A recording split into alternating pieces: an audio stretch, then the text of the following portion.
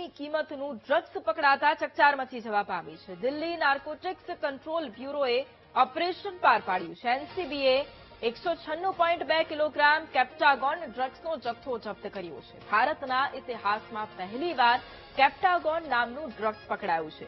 સિરિયાથી ઉન્ના નામે આયાત કરાયેલા કન્ટેનરમાં આ ડ્રગ્સ છુપાવવામાં આવ્યું હતું। સફળ ઓપરેશન બદલ કેન્દ્રીય ગૃહમંત્રી અમિત શાહે ટ્વીટ કરી અને એનસીબીને અભિનંદન પાઠવ્યા। ડ્રગ્સ કોણે મોકલ્યું અને ભારતમાં કોને મળવાનું હતું તે દિશામાં પણ એનસીબીએ હવે તપાસ હાથ ધરી છે। અને આજ મુદ્દે સંવાદદાતા મેહુલ ફોન લાઈન પર છે।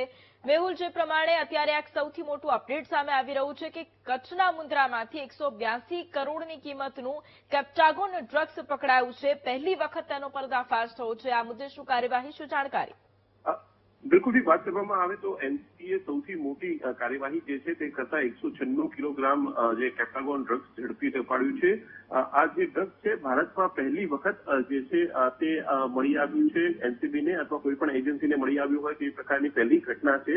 કચ્છના મુન્દ્રામાંથી કુલ 182 કરોડનું આ ડ્રગ્સ જે છે તે ઝડપી પાડવામાં આવ્યું છે। નાર્કોટિક્સ કંટ્રોલ બ્યુરોની જે ટીમ દ્વારા કાર્યવાહી કરવામાં આવી કે તેની અંદર આ ડ્રગ્સ ઝડપી પાડવામાં આવ્યું। સિરિયાથી ઉન્ના નામે આવતા જે કન્ટેનર હતું તેની અંદરથી આ ડ્રગ્સ ઝડપાયું હોવાની પ્રાથમિક માહિતી થઈ રહી છે। ભારતમાં પહેલીવાર આ પ્રકારના જે ડ્રગ્સ ઝડપાયું છે તેને લઈને કેન્દ્રીય ગૃહમંત્રી અમિત શાહે પણ ઓપરેશન બદલ પોસ્ટ કરી છે અને એનસીબીને અભિનંદન પાઠવ્યા છે। હવે આ સમગ્ર ઘટનાક્રમમાં આ જે ડ્રગ્સ હતું તે કોના માટે આવ્યું હતું, કોણ લઈ જવાનું હતું, જે કેરિયર કોણ હતું, આ તમામ બાબતોને લઈને કેન્દ્રીય એજન્સીઓ રાજ્યની અલગ અલગ એજન્સીઓ સાથે મળીને કાર્યવાહી કરશે। જી બિલકુલ, આભાર મેહુલ તમામ જાણકારી માટે।